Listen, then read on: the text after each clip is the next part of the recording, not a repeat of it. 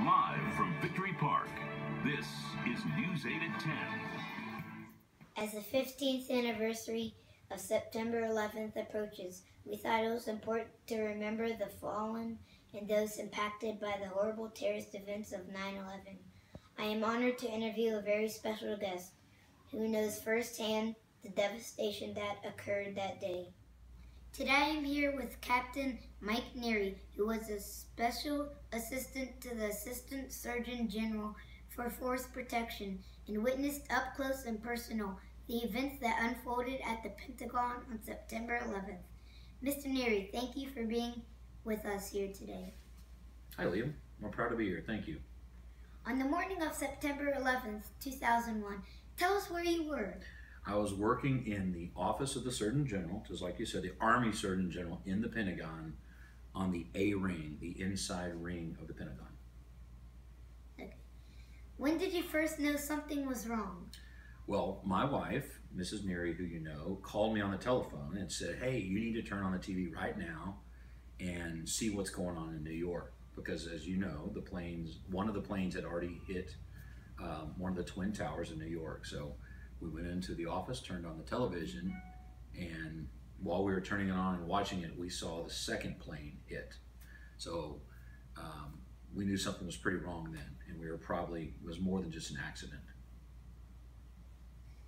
How close were you to the plane crash? So our office, like I was saying, was on the A ring, and if you think about the size of a pentagon in concentric circles or pentagons, it goes A, B, C, D, E. So the outside of the Pentagon is the E ring. So my office was about, if you walk the distance from where the plane stopped to where my desk was about 80 yards. Less than a football field. That's close. Too close. How did they make you evacuate the building? They did, but it's just like a fire alarm, like you have at school. It started going off, but we heard the impact and the explosion, and it shook the building, kind of felt like an earthquake or really loud noise, and I knew something was wrong even before the alarm went off.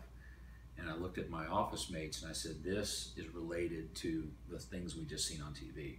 And I was pretty sure. I said that we're under attack too. And so at that time we hustled out of the building, and then that's when they started making everyone leave.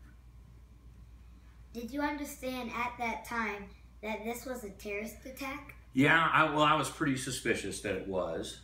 Because there had been some other attacks over the preceding years, and of course in the military we study all that. So yeah, I was pretty sure, like I was saying, that after the first plane hit, maybe it could have been an accident. But when the second plane hit, there was no way it was an accident. And then when we felt the impact of the Pentagon, we still didn't know it was a plane, thought it was maybe a bomb. We just assumed for sure it was a terrorist attack. Yeah. Describe the scene at the Pentagon. Was it dark, smoky?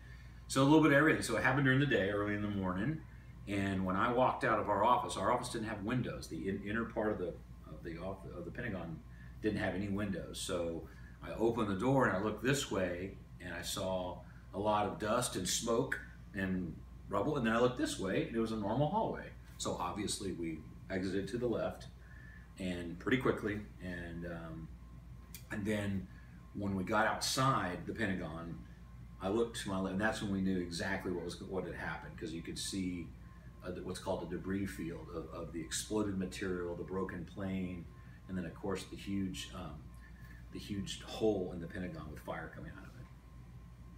It was pretty chaotic. Did you know anyone that lost their life there? I did. I actually had some people that I worked with in another job before I got to that one at the Pentagon, and their offices were on the E ring, so their offices were right on the edge, right where the plane hit. And so I knew he was a major named Kip Taylor, and then there was a general named General Tim Maud, and then there was a couple other people, but those are two people that I knew pretty well. Thank you for taking the time to be with us today. Please know that we honor all of the brave men and women who were touched and forever changed by these tragic events. And we thank you for our service to our country. Well, thank you, Liam. Thank you for sharing and being interested in this. Thank you. Live from Victory Park, this is News 8 at 10.